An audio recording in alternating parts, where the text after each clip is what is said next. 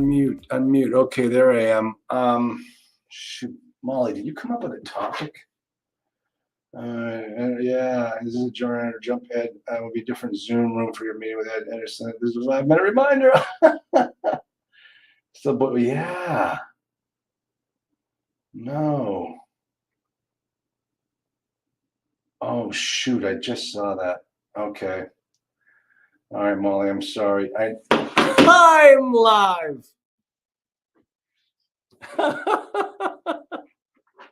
Sitting here, I've been going nonstop all day. I just got off a podcast with that I was on, and I just got back, and now Molly tells me I'm live while I'm reading the comments from Molly telling me that I better get off that last meeting. Okay, hey everybody, I had a great podcast with a good friend of mine. His name is Bob Damigella. And Bob is he heads up the Marcus Millichap Capital Markets Group in New England. So he's the one that handles all of the marketing, all of the mortgage and debt, and he does source some equity as well. He's got a great new program, basically telling and teaching people on debt and equity, how to build your capital stack. It's absolutely fantastic. We had a great conversation. Actually, I think I'm going to do a module of this for my students because I came to the realization that many people don't quite understand this aspect of the business. I'm going to talk about that today, just to kind of give you a look and feel. And the way he described it, the 3-step process is you find the deal, you find the debt, and you find the equity. That's essentially the way you structure the deal. Now, that's the easy part. My students learn everything from setting up the business, looking for the deals, getting the deal under contract, going through the due diligence, all of those things. At some point during that process of acquiring the property, you're going to kind of put on a different hat and start looking at how to source the finances, get the money in the door.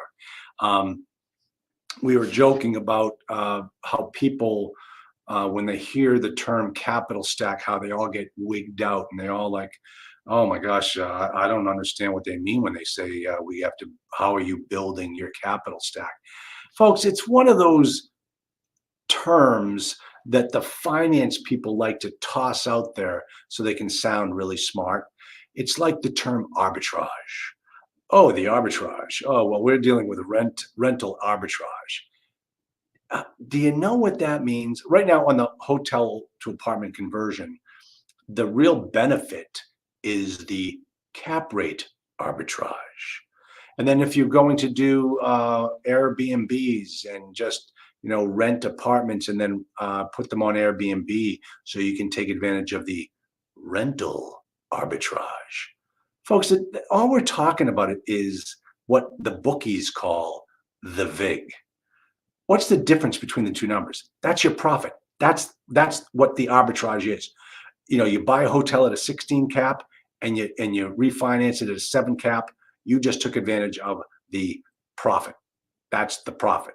So capital stack is nothing more than where's all your money coming from? Debt, equity, how much? What's the way to go? So what it really boils down to is understanding the questions that you have to ask when you're looking at a deal. Like I always say, when I'm looking at a deal, there are 2 questions I ask myself. Number one is how am I going to sell this property? Like, what's my exit strategy? And then the second thing is, how can I get this deal financed? So if we take a look at that question, the second question, how do I get this deal financed? And then we start talking about the ways to do it. You have to answer in your mind a bunch of questions, and then it all becomes very clear. But first, you have to know what the questions are. So the first question is, take a look at this property. How am I going to get this deal financed? Okay, well, what kind of deal is it? Is it a performing asset, or is it a serious value add? Or is it a vacant property with nothing going for it? If it's a performing asset, the answer to the question then becomes, oh, you're going to get your debt, your mortgage from this type of a lender. If it's a value add or non-performing asset, well, you're not going to get it from that guy. Now you got to go to this guy. And so if I go to this guy, what percentage of the value of the property will he lend to me? And therefore, how much money am I going to have to raise outside of that to build my capital stack? So these are things you have to ask as you go through this process. Hold on, I got to drink a little bit of water here. So if the property is a performing asset, okay, so now we're looking for a bank or a government-sponsored entity. So you ask yourself, well, is this a property more geared for a GSE, or is it more geared to a local bank? Well, the easiest question to answer that is the size of the property. If it's less than $3 million, well, that's going to be a local lender. If it's more than $3 million, did I say 3,000? I meant 3 million. If it's more than $3 million, then you can start looking at some government-sponsored entities: Fannie Mae, Freddie Mac, FHA, RD. Not really RD. That's a very specialized program. Okay, so now you made the decision. Okay, well, what if I'm on the cusp? Which one should I go for? Well, what's the difference between the two? Biggest difference is one is what's the word I'm looking for? Risk, where you're signing personally, non-recourse. Fannie and Freddie, you don't have to sign personally for the loan. Fred's bank, local lender, he's going to want you to sign personally for the loan. Okay. What other things are the differences? Well, Fannie may give you 80% loan to value. Frank is going to give you 75 to 65% loan to value, depending upon the risk makeup of that property, depending upon your resources as a business owner. So now we're dealing with these two different types of questions. Interest rate on the Fannie is going to be lower. Frank's bank is going to be a higher cost.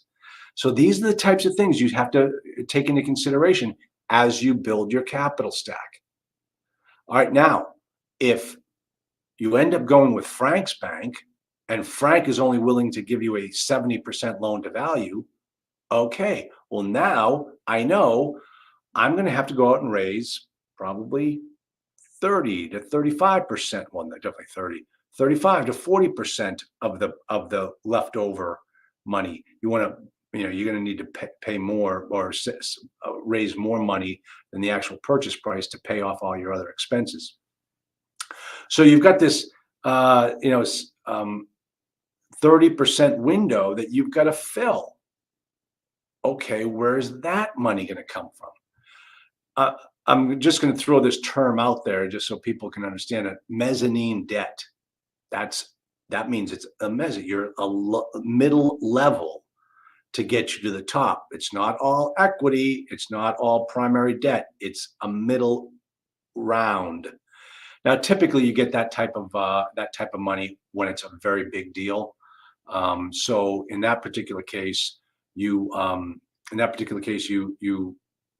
can get a loan for 65%, get a mezzanine debt, mezz debt for, let's say, another 15%. Now you just have to go out and raise 20 instead of having to raise 35%. Okay, so those are the types of things. Like, say, for instance, on this hotel that we're looking to acquire. Well, it is going to be a renovation deal, and we're going to need some renovation money. So we're buying it for 6. We need 2.8 or 2.6 for the renovation budget. When we're done, it's going to be worth about 13 million. Then what you do is we're going to need about 6, 8, let's say 9 million for the total renovation. That's the cost of our package. The banks might give us 65% of the loan to cost. So that means we now have all the money we need to buy the property, but now we've got to go out and raise the equity to go out there and do the renovations. So, I'm throwing out all these terms at you If anybody has any questions, let's play Stump the Professor today. I don't see any questions yet. Somebody say hello. Somebody, where am I not seeing? Because usually people get on here and they say hello. Let me just see if this even works. There I am. Good. Oh, I said it twice. Good. All right. I'm throwing out all these terms that. Oh, hey, thanks, B. Tom. Howdy, Lucas. Good. Here they all come. Yeah, I became a grandfather on last Saturday. Beautiful, beautiful little boy. And I'm not surprised because I told my daughter at her wedding that I remember looking at her as a newborn baby, and she was absolutely beautiful. She was the prettiest baby. My sister says that the only reason why she has kids is because she saw how beautiful my daughter was and said, I must have one of those. And her kids are adorable as well. But my grandson is absolutely gorgeous. Thank you, David. Absolutely gorgeous. And my grandson is, yeah. So that's the little Wilder Bryant. His name is Wilder Wayne Bryant. And those of you that know me know my joke behind that. I'm not going to repeat it here because this will go down. But let me tell you something, and this is a little inside baseball. Hello, Dr. Glock. Okay, they recorded the birth of the baby, and I mean audio recorded. They didn't video record it. They audio recorded it because they wanted to save the baby's first cry for posterity. And so they put the recording down and they just let it run as my daughter was going through the final stages of labor. And they played it for us in that first day that we met the little guy. And I'm listening to it. My wife is on the other side of the room. She's listening to it. And we're bawling. We are just bawling. And I didn't ask my wife, but I'll tell you why. I just sat there and listened to that recording of my little girl in so much pain.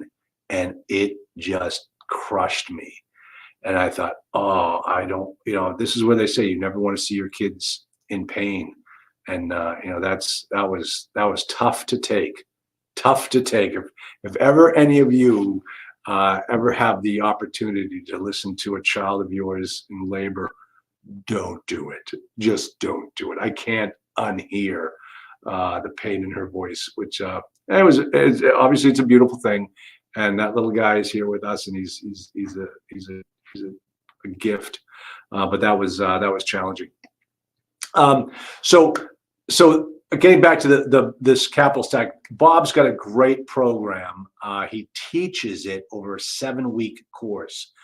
And one of the things that he talks about is raising the money. And it was so interesting because, the team that we're involved with, the husband and wife couple that we're involved with on our first hotel deal, this is new to her, raising the money and dealing with the equity and all that type of stuff. And so she's in a little bit of a panic. And okay, I get that. That's fine. But the question that she asked me this morning, the answer that I gave her was exactly the same as the answer that Bob gave on the conversation I had with him during the podcast, where he basically says, once you've built the debt and once you know how much more you need to fill of the capital stack, and then you can figure out what types of returns the property will generate to that level of investors. Now what you need to do is go to those potential investors and have a nice private one-on-one sit-down conversation where you can ask them, what is it you're looking for in a deal? In other words, you're back to your selling and you're saying to these people, what's it going to take for me to get you into a car today? Just remember that line. We all make fun of it, but that's really what you're doing when you sit down with those investors. What does my deal need to look like in order for you to say yes? So don't show up on their doors with, here's my deal and here's what you're going to get. What do you think of that?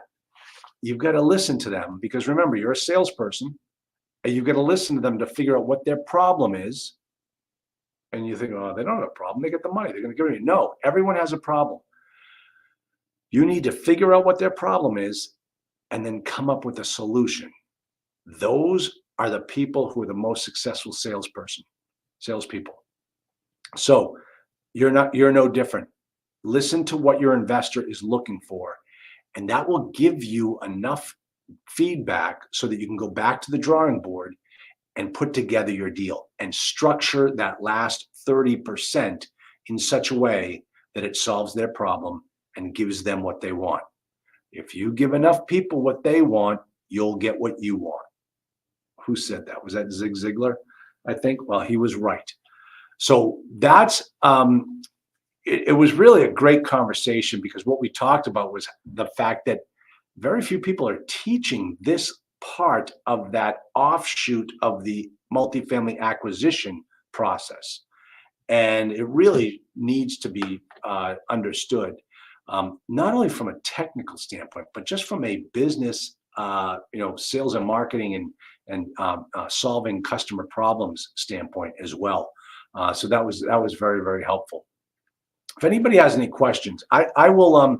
As a matter of fact, hold on a second. Yeah, let me give you guys. I'll give you a little bit of a. You can get access to his new ebook. Oh, and I got another ebook coming up. Hey Molly, if you can come up with Ed Matthews's podcast name. I didn't write it down, but I recommend everybody also sign up for Ed. Ed's coming out with a new ebook. I was just on Ed's podcast just before I got here. He's coming out with a new ebook, like the 117 questions you have to ask a syndicator. And I said, wow, that's a great idea. I said, Ed, can I steal that book? He goes, Charlie, most of the ideas in there came from you in the first place. I'm like, oh, okay, cool. Okay, so what you want to do is text this number, and this will get you Bob's 421. Let me just make sure I got that. Yeah, text finance to this number. Okay, and when you do, that'll get you Bob's ebook that he's coming out with on how to build a capital stack. And of course, he'll solicit you for his webinar, and it's a great, and it's a 6-event live training, and I highly recommend that. But Ed Matthews also is coming out with that book on the 117 questions you must ask at a syndicator. And if you guys are looking to put together deals and syndicate deals, get this book so that you can answer all the questions correctly when they are asked of you. Molly, are you there? Are you, hold on, I got it. Let me see. Okay, the name of the podcast is Real Estate Underground Podcast. And he said something that was very, very interesting that I did not know, but I'm very happy about it. His podcast was ranked 8th on FeedSpot. Oh, good. Real Estate Underground. Thank you, Molly. His podcast was ranked 8th on FeedSpot. And he says my podcast is just above his, but he said that according to those numbers, 20% of all multifamily podcasts that people listen to are our two podcasts, mine and his. And I thought, wow, that's pretty cool. That's pretty cool. And so that was that. All right, so that I gave you some good tips here.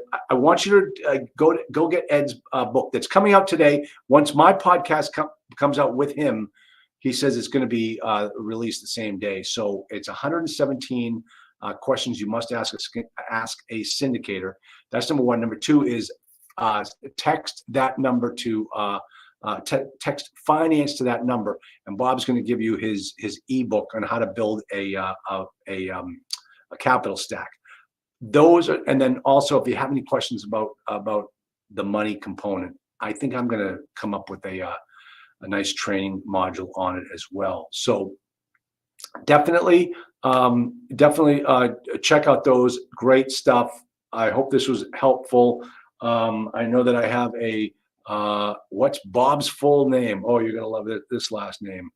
I'm gonna type it in here. And if anyone is a Family Guy fan, I want you to. Do you remember the episode where Peter meets Robert Loggia? If anybody can tell me that episode, that was so funny. And I whenever I see Robert Damigella, I think the same thing about the Robert Loggia episode on Family Guy. And I know somebody's out there Googling it right now. I just know you are. So, all right, everybody. Any other questions, Deb? Otherwise, I am, for those of you who are listening that, follow me around, I'm going to be on my H2A podcast at 4:00. We get some really cool stuff to discuss. My partner is right down there. I see that he's on here. We're going to talk about the email that I sent to our securities attorney, detailing how our structure should look. That's number one. Number two is we're going to talk about the deal numbers, the actual numbers. We're going to talk about the conversation we had with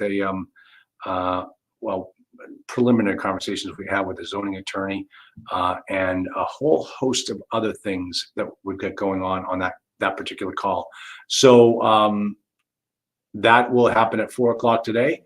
If you want to find out how to get into those programs, you can go to multifamilyos.com, and I will be there. And also, oh yes, Molly, imagine the 30 years of pain your daughter suffered with you. Molly, those types of comments should be reviewed and screened before they are allowed on that thing. I have no idea who Leonard Dobens is. I can only share with you the 72 years of pain that I suffered as your brother. Okay, Leonard Dobens. And Lenny, good to see you. Thanks for listening. For those of you that listen to my podcast, and I did it the other day. I always give a shout out to my brother, and as you can see, he listens to all my fun stuff. Yeah, thank you. Thanks, Molly. Thanks, Molly, for letting him in. Yeah, Molly, that's going in your personnel file. All right. Yeah, folks, I got a webinar on Saturday. If you missed it last week, we're going to be talking about how to build your multifamily real estate business. And as you know, that's my focus. I see, everybody out there teaching you how to acquire a property. At least Molly's comment was private until you talked about it. Wait a minute, what do you mean? Did I see that? I always get mixed up.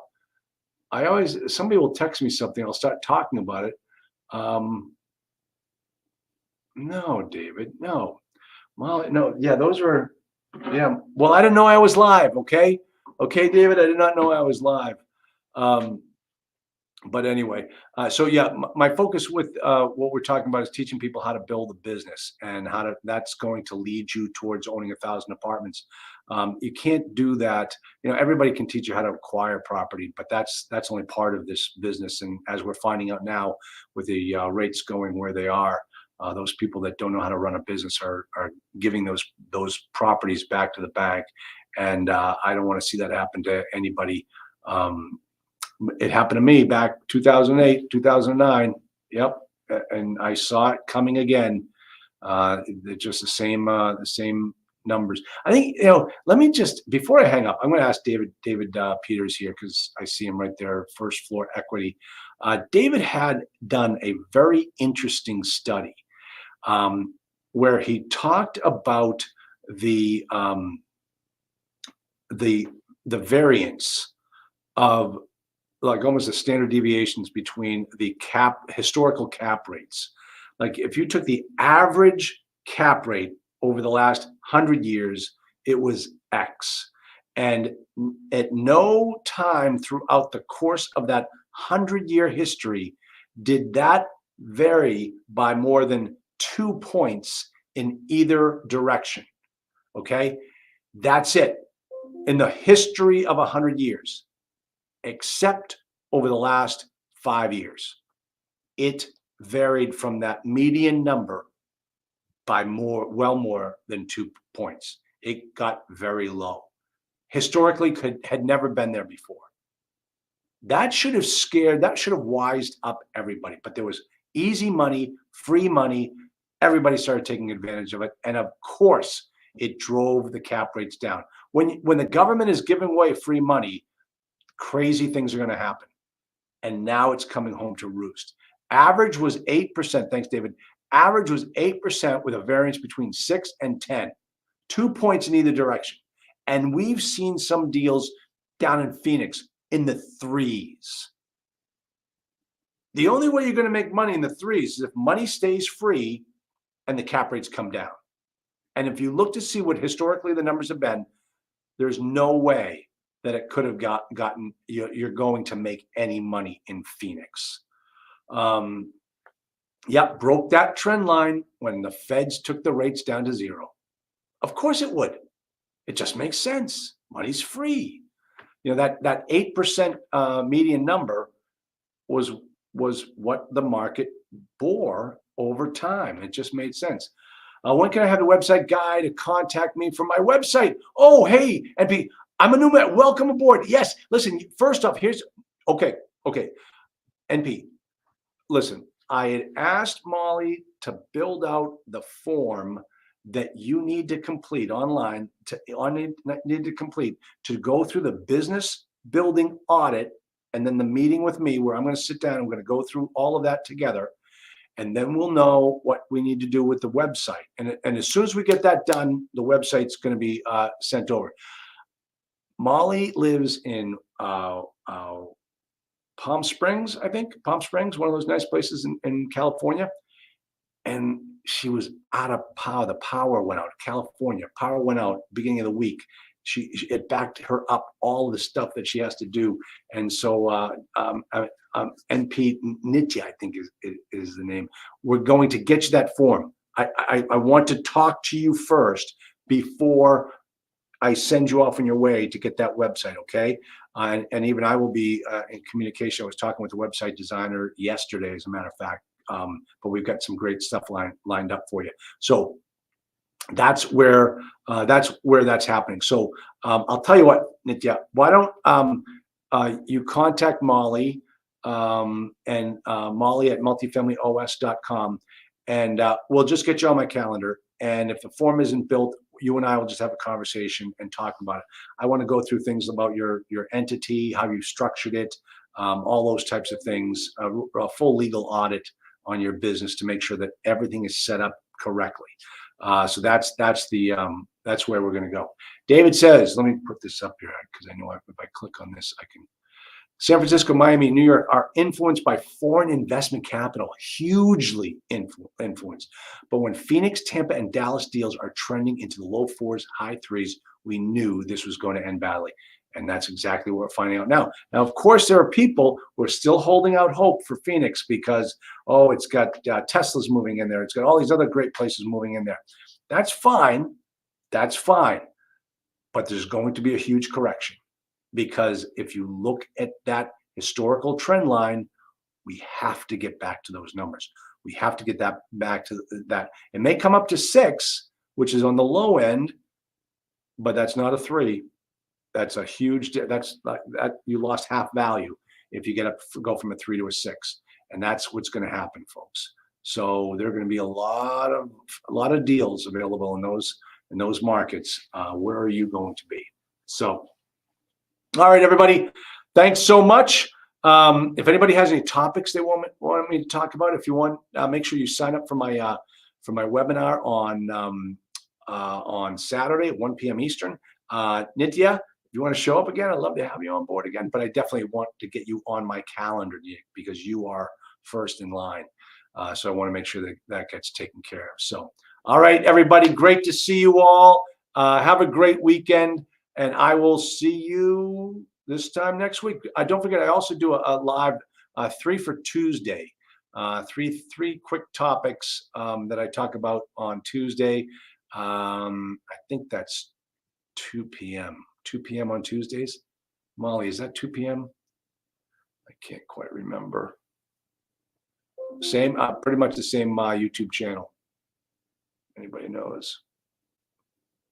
3 p.m. 3 p.m. on Tuesdays. What do I know? All right, everybody, great to see you. Hello, my brother Lenny. Why haven't you called your grandnephew lately? He misses you immensely. So we will see everybody later. We'll see you all at 4 o'clock. Talk to you soon. Thank you.